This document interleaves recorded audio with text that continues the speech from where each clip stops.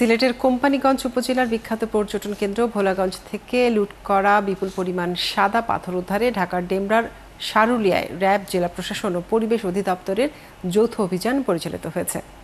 বৃহস্পতিবার রাতে ডেমরার সারুলিয়া শুকুরশি ঘাট এলাকায় এই যৌথ অভিযানটি পরিচালিত হয়।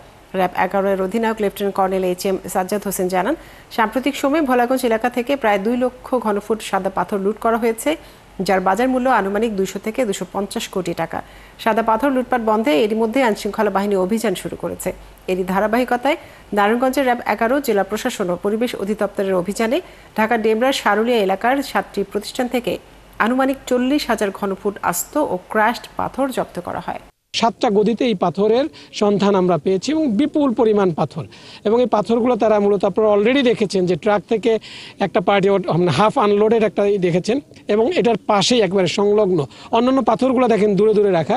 বাট এই যে সাদা পাথরগুলো এরা একেবারে মেশিনের সাথে আনলোড করছে, একদিকে আনলোড করছে আর একদিকে ক্রাশ করছে তারা, বিকজ যত তাড়াতাড়ি তারা এটা ক্রাশ করে এটা যাতে মিশিয়ে দিতে পারে, যেন এটা যাতে বোঝা না যায়, এইটা সেই ভোলাগঞ্জের সাদা পাথর।